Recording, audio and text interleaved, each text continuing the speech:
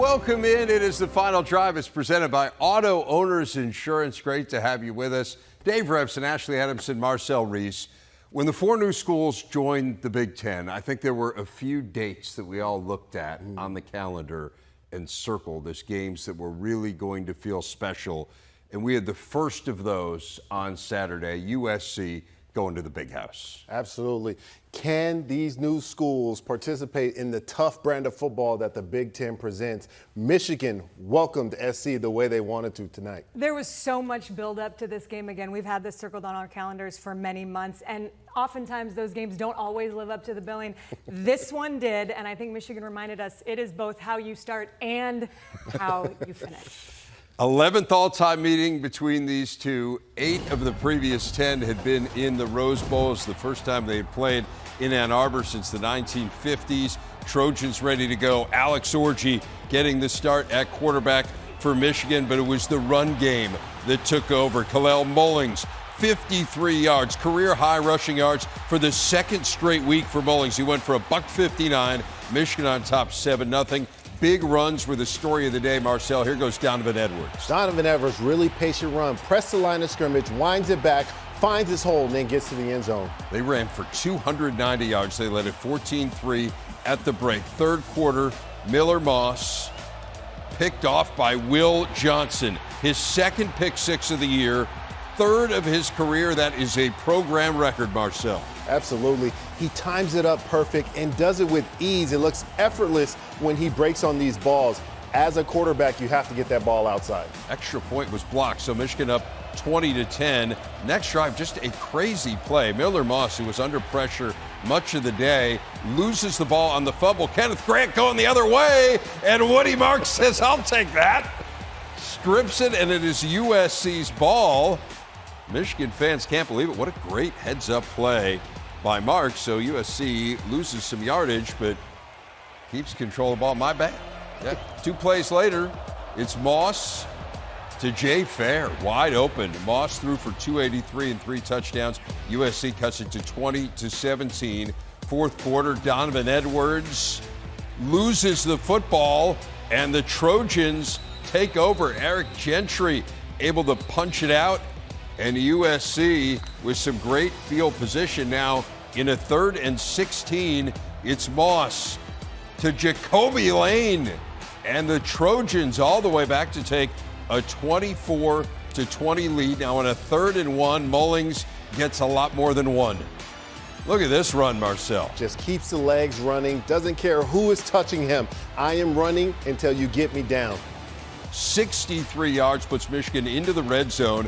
It got to 4th and goal. This is the game, and Mullings able to slip through as Michigan takes the lead 27-24. USC did have one last chance on a 4th and 9.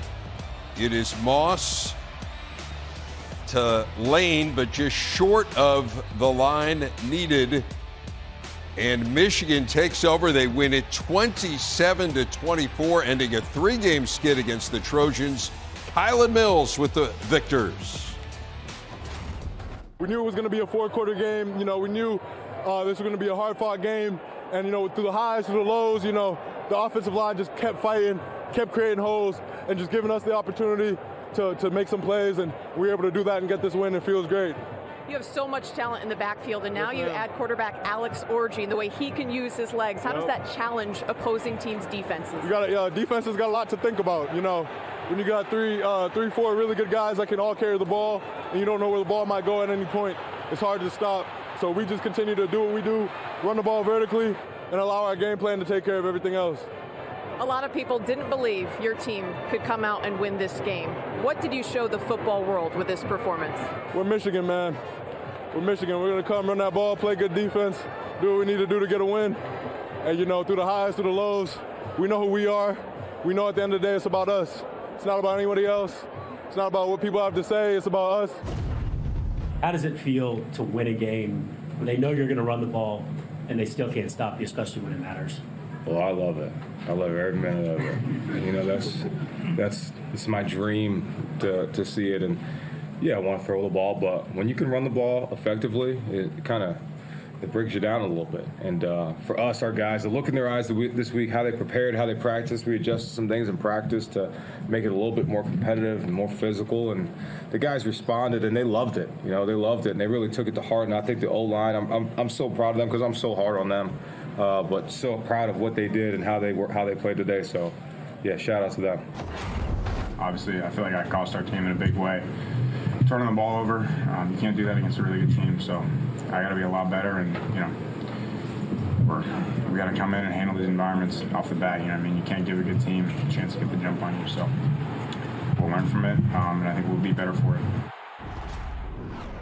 No great mystery as to how Michigan won this game, Marcel. 32 passing yards. I mean, this was all about running the football. It was about the line of scrimmage, really about the line of scrimmage on both sides, because they gave Miller Moss a lot of trouble with the pass rush as well. Absolutely, Dave. And you see Sharon Moore. He takes pride in that run game and that offensive line specifically.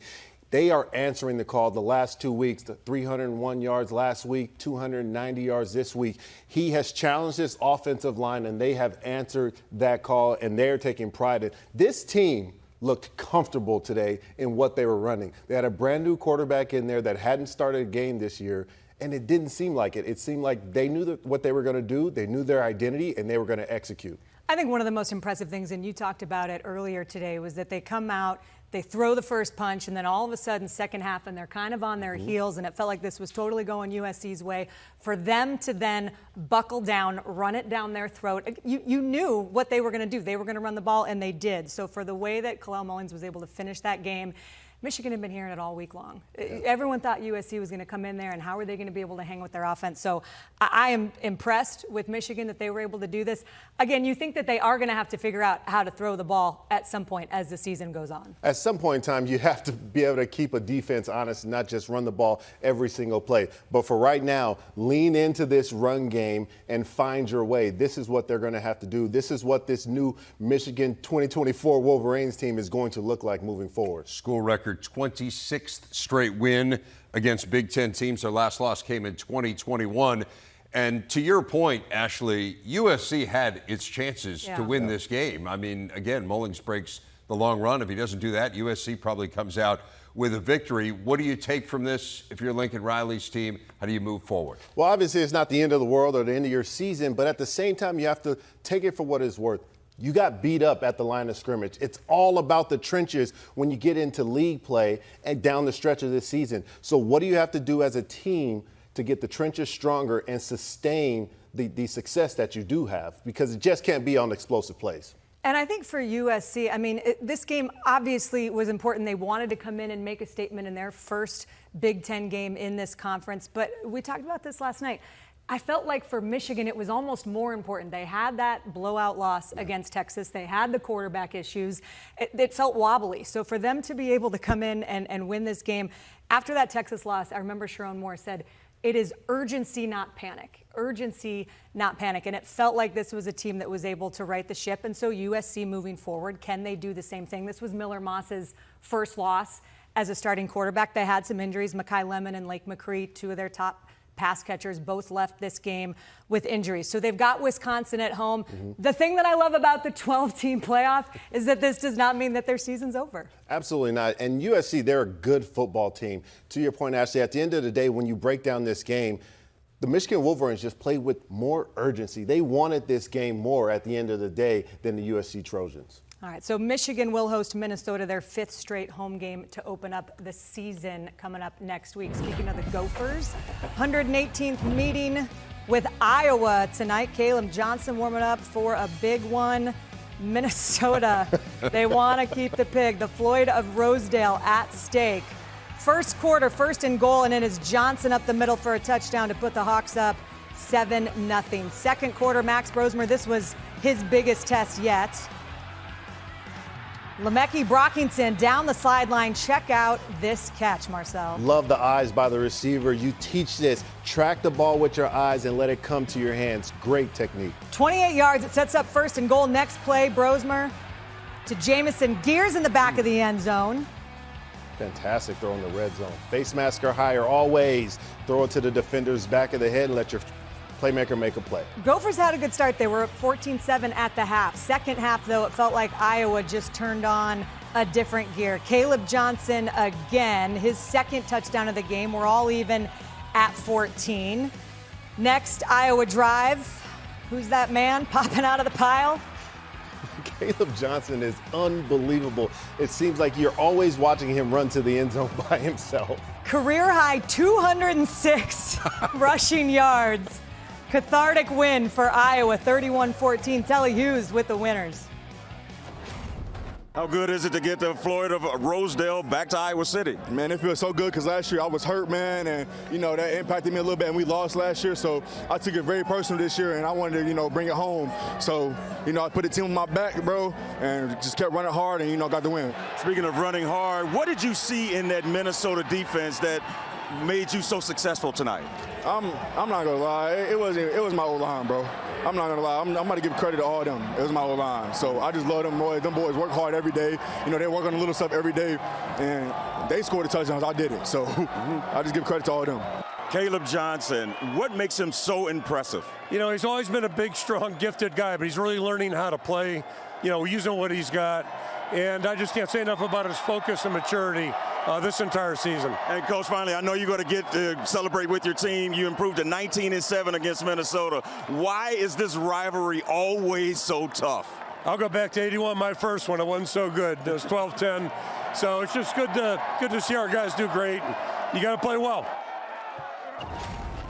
By the way, this was Kirk Ferentz's 199th win at Iowa. He is now 6 wins away from tying the great Woody Hayes for the most career wins at a Big Ten school. He's currently sitting in second place. So this was an important win for a lot of different reasons. I think coming in, we wanted to see whose defense was more for real. What did you learn tonight? Well, Iowa played defense the way we're used to seeing Iowa play defense. Cut down on the big plays, stop the run, and play tough. Minnesota needed to be tested. And a test they got. They ran into Caleb Johnson, who's been the #1 back in the country, and they showed him why. This offensive line at Iowa is a force to be reckoned with, and they're paving the way for an incredible back in Caleb Johnson. Yeah, it's pretty remarkable. In 4 straight games now with 200 or more rushing yards, the longest streak for Iowa in 11 years. They were not able to throw the ball particularly effectively, but I think much like what we saw with Michigan, it didn't really matter when you've got a run game that's going like that. From Minnesota's point of view, they had pitched 2 straight shutouts coming in to this game. Obviously, we're kind of run over here by the Hawkeyes. The other thing that's curious from Minnesota's point of view is they just haven't run the ball well. I mean, it almost feels like their strength has become the pass game. Max Brosmer was solid, although he had a couple big mistakes, and turnovers really did the Gophers in. Yeah, it's really hard to win football games against tough teams when you lose a turnover battle. And when you're looking at Minnesota, sometimes the stats can be what we call fool's gold. Last week, they had a ton of yards on the ground, but you have to realize that Taylor had the big run for 80-plus yards that he doesn't usually have. So they have to be more efficient in the run game and staying on track and on schedule, meaning on first and second down, having positive yardage. Get those 4-yard runs and then turn them into big runs. Under 4 yards per carry still on the season for Minnesota. Again, very uncharacteristic of what you'd expect from a PJ Fleck team. And they were +7 turnover margin coming in. -2 in this game goes a long way towards explaining why they go home with an L. Third-ranked Ohio State hosting the Thundering Herd. We pick it up midway through the first quarter. Buckeyes actually down 7-0. Emeka Egbuka takes care of that. 68 yards for the touchdown. The Buckeyes had 4 scoring plays of 40 yards or longer. That one tied it up at 7. And how about Quinshon Judkins? This is the 3rd longest run in school history. 86 yards, longest since Eddie George in 1995. It was 28-14 at the half. Early third quarter. Here goes Travion Henderson, Marcel. Absolutely. He gets the toss, Dave, gets up the numbers, and he will not let anyone take him down. Using his weapon in the stiff arm, runs through open tackles. The Buckeyes averaged 10 yards per play in this game. Late third quarter, got to get Jeremiah Smith involved. He scored at least 1 touchdown now in all 3 of the Buckeyes games. 49-14, national best 42nd straight win over unranked opponents for Ryan Day's Buckeyes. What should we expect to see from your offense with Chip Kelly in charge this season? What should we expect? I balance, and more of the same. We're still trying to find our identity there, but I think for the most part, I really think those guys are playing hard. I think the offensive line played hard. I thought the running backs played hard. I thought Will played well, made good decisions. I thought the receivers did a great job of, running after the catch in this game and on the perimeter blocking. So you can see when the balance is going well that we can be explosive. So, again, just still finding our identity, but it's a good start. The mindset of me and my teammates as a whole is to play with bad intentions. And I think that's my mindset when I get the ball is to, I'm going to try to, that's my job. I'm going to do my job at the end of the day. I'm going to try to get the first down. I'm going to try to score. So every time I get the ball, I'm going to make the most of it. When the run game is clicking like that, man, it makes my job easy, because we're not in a lot of third downs. We stay on schedule, and if we are in third down, I don't think we had more than obviously the one that was like a super long, but other than that, it was maybe like a 3rd and 10 was probably the longest we had.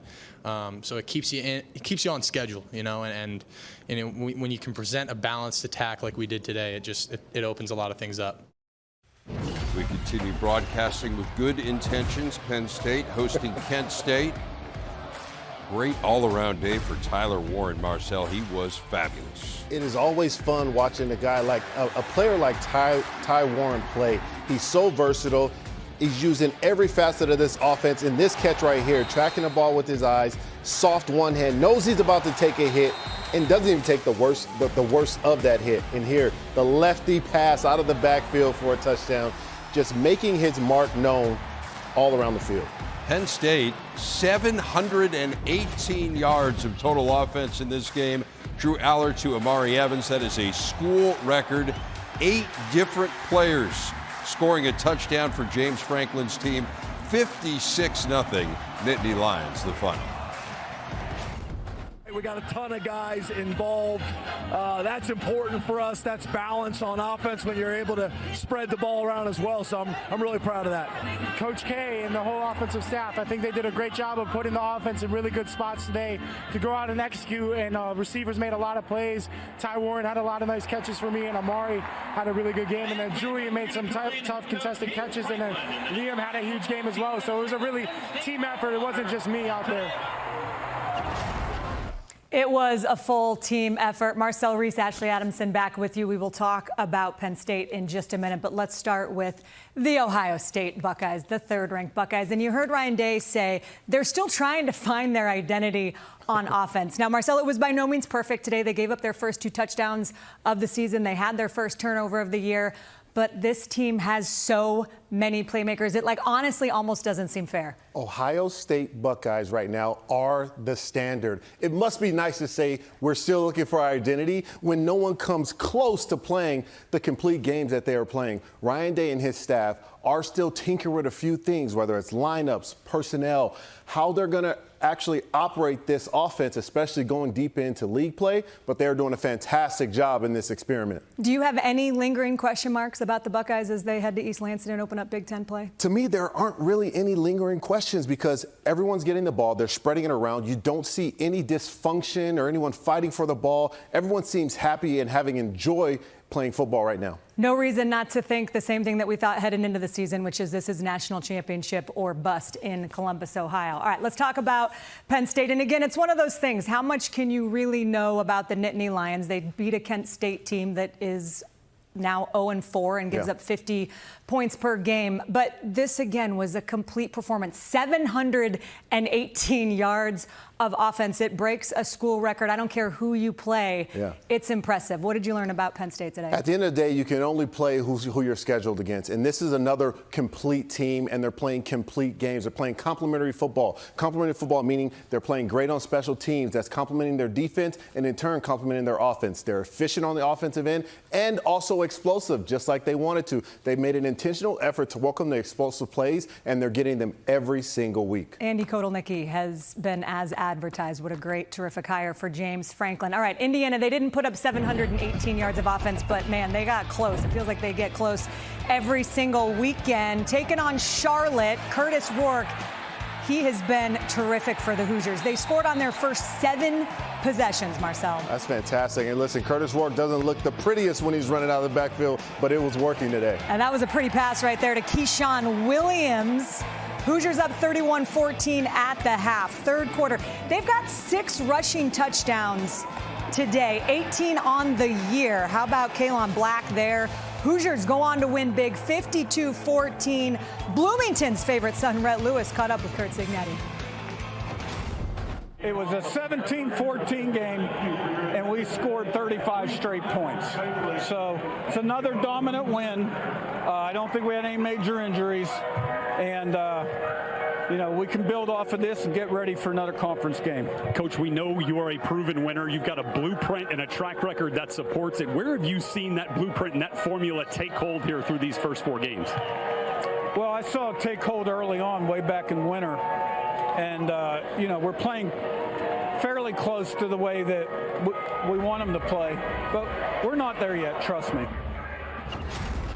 They may not be there yet, but boy, they are well on their way. Our game leader sponsored by Auto Owners Insurance. Look at this, the most points in 4 games in school history, averaging 50 points per game, I should say. And Curt Cignetti, the first Indiana head coach to start their Hoosier career 4-0. This is an Indiana team that has yet to trail in a game. They have 0 turnovers so far on the season. They are well coached. They play hard in all 3 phases. And I think the thing that really stands out is you talk about you can only play who's on your schedule. Mm-hmm. They play to their standard. They do not play to the level of their competition. Absolutely not. And their coach, Curt Cignetti, is not going to let them play down to anyone's level. He expects a standard. He's holding everyone accountable. What I love about that post-game interview is him keeping in perspective of who they are playing. And believe it or not, that message was not for the audience. That message was for his team. He is going to make sure that that team does not start to drink their own Kool-Aid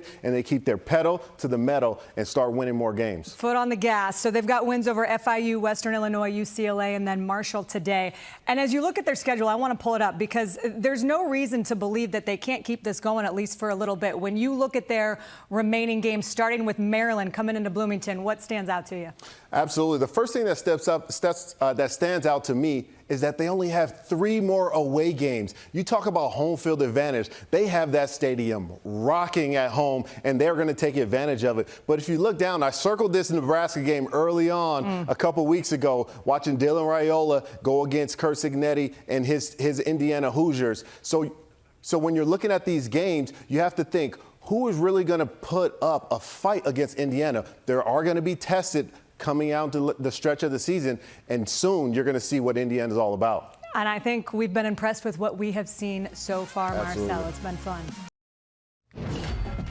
Back on Final Drive, Washington, Northwestern. If you like the color purple, this is the game for you. First quarter, no score. Will Rogers drops the perfect dime to Denzel Boston. It's a 46-yard touchdown. Huskies on top, 7-0. Second quarter, Dogs up 10-0 on the move again. Rogers to Boston. 17-2 at the break. It was 17-5 in the third quarter. Rogers checks it down. Jonah Coleman, hurdling defender, picking up the first down. Let's watch that one more time. Marcel Reese is smiling. So the Huskies on the move, and Northwestern didn't have much of an answer for him here. A couple plays later, Coleman plunges in. The Huskies bounce back from their first loss of the year to get their first win in the Big Ten. Here's head coach Jedd Fisch. I thought the whole team responded really well. We talked about strain, and we talked about process all week long, and we kept emphasizing to the team, guys, this is all new to all of us. We're all here for the first time together. We had, very few people on the team that ever played together before. And we're going to just continue to improve each time. We're so excited about being in this conference. And we understand the responsibility to be in this conference. Whether you watched the game last night, the games today, Big Ten football is top to bottom, really, really good teams. Good bounce back for Jedd Fisch's team. And Marcel, you look at this game, and it felt like both sides of the ball, Washington really played well. What stood out to you about the Huskies' effort? The start. I believe the Washington Huskies just started the game really fast, and they wanted to be dominant. It felt like the Washington Huskies wanted to be dominant in this game. There are a couple questions, though. How did they finish the game? Second half, there was a lull. It was the tale of two halves. The first half, you start really fast. Second half, you start to dull out a little bit. And I don't believe that they're going to be able to continue to compete at a very high level in this conference if you can't finish games the right way.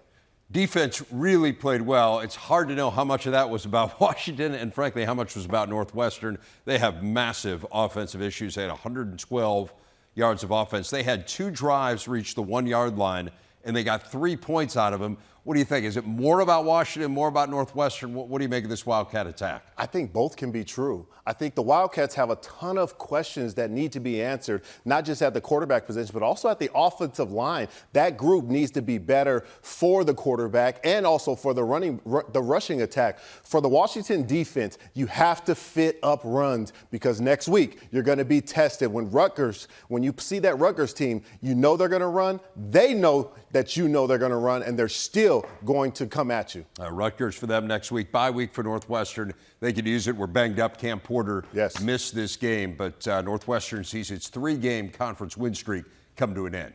It was a game where it felt like Rutgers was in control, and then all of a sudden, Marcel, they weren't. The thing that stood out to me is the way that Greg Schiano has built this program has been defense and the run game. The run game was fine, but they were held to about half of their season average, and yet were able to figure out a way to throw the ball as well. And Dave, that was my big question for Rutgers. What are you going to do when a team loads up the box and doesn't allow Kyle Monungai in that rushing attack to really take over a game? Well, Greg Schiano and his crew answered that question. Yes, they can pass the ball. Yes, they can get explosive plays in the pass game, and they don't necessarily have to lean on the run game because this was the first week this year where Kyle Monungai didn't rush for 100 yards. I believe it was just 86. More than 400 yards of offense, 3rd game this year. 3 times they played, 3 times they've been over 400. That only happened twice all of last year, Ashley. So you think about UCLA a week ago, Marcel, and really did not play well against Indiana. And then you look at this performance in the first half in a very difficult place to play, really played well. Second half, it slipped away. What do you take from it if you're Deshaun Foster? Well, honestly, there's a bit of encouragement there and optimism when you're looking at this UCLA Bruins team. You didn't really know. It's easy to pack it in and say, listen, we just don't have it this season, so we're just laying our backs and take it. But the UCLA Bruins didn't do that. They are coached by Deshaun Foster, who's a tough guy, Eric Bieniemy, who's another tough guy. They played hard in the first half. They just need to find some sustainability to continue that effort through the second half. Just 89 yards of offense in the second half for the Bruins. So as you say, one good half is better than last week because last week they didn't have any good halves. But the challenge here for UCLA is the schedule's brutal. You got Oregon coming up next week. Then you go to Penn State. So this was the first of 3 straight games against ranked opponents for the Bruins, and a challenging one at that. And I think this is one of those film sessions that is not going to be all that fun for Michigan State because they had plenty of opportunities to win this game. Too many self-inflicted wounds. They had 4 turnovers. They were settling for field goals, and on the road in that environment, they had every chance to win it, but in the end, they couldn't get it done. They didn't have Jaron Glover or Nick Marsh, 2 of Aiden Child's top pass catchers. What did you make of this one tonight? Well, this is a talented team, so I don't think the injuries really are the issue. We've talked for the last 3 weeks about it's better to learn from your mistakes in a win than in a loss. But there's 2 sides of that, because if you don't actually fix those mistakes, it's an irrelevant point and an irrelevant issue. Aiden Childs is still making the same mistakes and the bad decisions that he's making. An extremely talented young player who has a very high upside, but you have to tackle the mistakes before it becomes too late. Yeah, the issue obviously is the turnovers, and 4 turnovers in this game. They have 10 turnovers in their 3 games against FBS foes so far this year. So, yeah, they outgained them. They had 6 more first downs than BC. I mean, they did a lot of things right, but to your point, ultimately, you make those bad decisions. You're careless with the football. And it's particularly tough because you look at this schedule. I mean, this was the first game in a brutal stretch. 6 of the next 7 games against teams that have been ranked at some point this year. So not pretty right now when you look ahead for Michigan State. But again, just 1 loss, 3-1 here early on under Jonathan Smith. All right, let's check out Maryland and Villanova. Opening drive of the game. Maryland just inside the red zone, and Billy Edwards finds Caden Prather. Terrapins on top 7-0. Later in the first quarter, Roman Hemby 6 yards out Terps up 14-0, and then how about Edwards to Ty Felton? He is having himself a year. He was third in the nation in receiving yards coming in. He had 157 in this one. Felton and company 3-1. They win at 38-20. It's a testament of how hard I work. Coming into the last offseason, I feel like last year I left a lot on the field. There's a lot I can work on. So I really toned in and really put in a lot of work this offseason on my mental and my physical abilities. So I'm out here doing what I know I can do, so we just got to keep going. Hats off to the coaches, and the people around me, the team, the offense. It takes a village to raise a person, a good quarterback, to have a chance to be successful playing quarterback here. I'd say the biggest thing is just trying to prove myself right. I've always feel like I've had the talent to do it, so I'm just trying to go out, take it one day at a time, one practice, one game, and just continue to do, what I know I can do.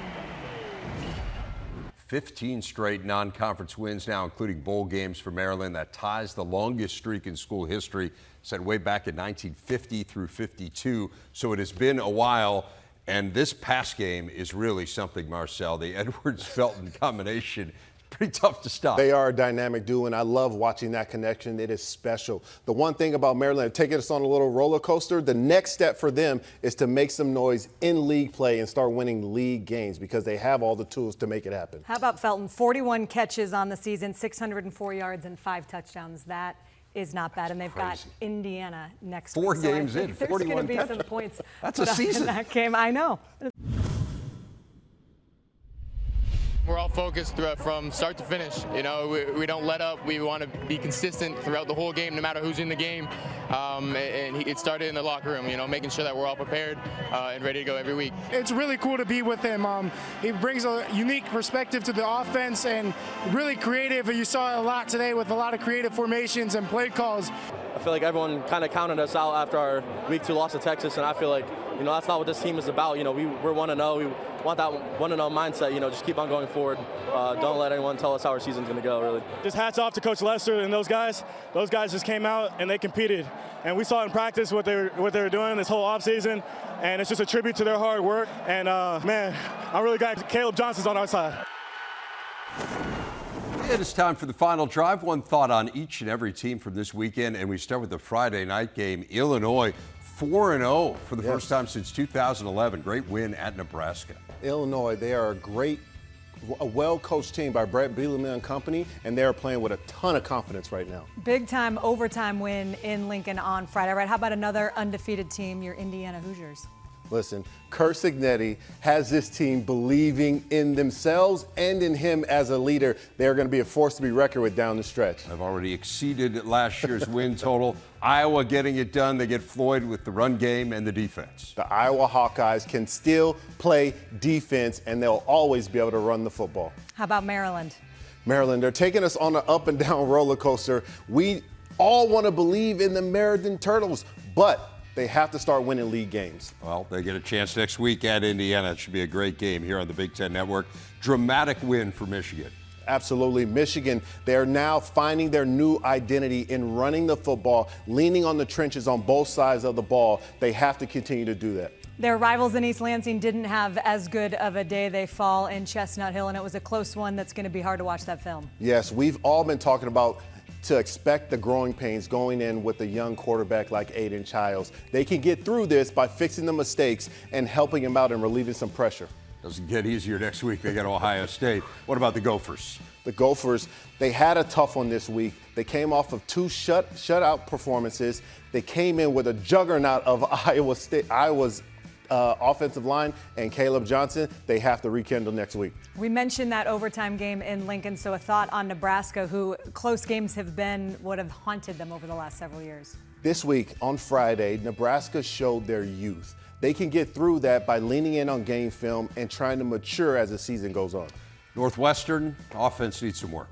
They have some questions on the offensive line and at quarterback, but they can still run the football, and their defense plays adequate defense. They have to find an identity and relieve their young quarterback on some pressure. You know whose offense doesn't seem to need any work? Ohio State, although it sounds like Ryan Day thinks they are still searching for their identity. Which is a sign of all great coaches. Your great team is great, but you want them to be better. The Ohio State Buckeyes are still the standard. Purdue went on the road, hostile territory, tough loss to Oregon State. I feel like there's still a lingering emotion from last week against Notre Dame. They have to recover from that and understand it's not the end of their season. And how about Penn State when you think about the Nittany Lions and what they were able to do today? The Nittany Lions, they didn't start as fast. They let a team in Charlotte stick with them for a half of quarter, and then they started to assert their dominance. Rutgers, still perfect. Still perfect, still running the football, but showed that they could be explosive in the pass game.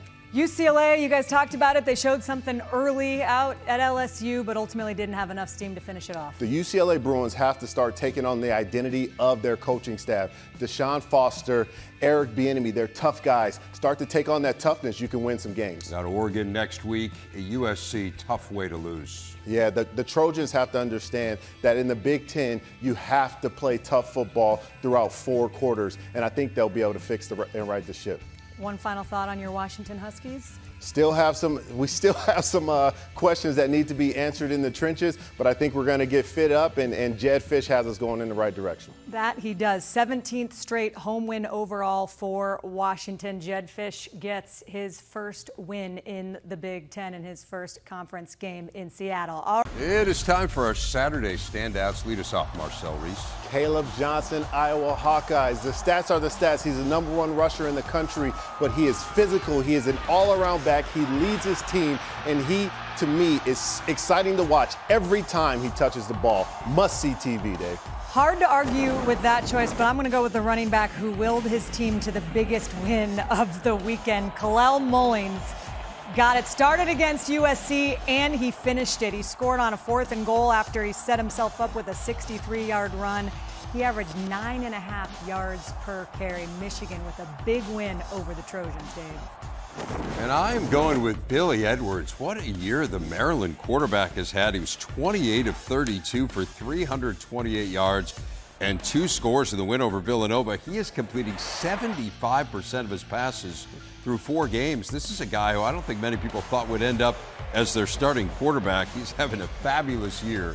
8 touchdowns, just 2 interceptions as the Terps improved to 3-1. And they got a huge game coming up against Indiana. We got a lot to look forward to coming up next week. That's going to be an outstanding game. We got a great slate. I've got my eye on Illinois and Penn State. I think you, I'm sure, remember what happened the last time the Illini went to Happy Valley. I think they had maybe a few game might still be going. I think it's still going, yeah. No, it's going to be fun. We're a third of the way into the season. I know, it's exciting. I'm looking to see this Indiana and Maryland game as well. I want to see who's turning the corner, or does Kirsten-Netti keep it going?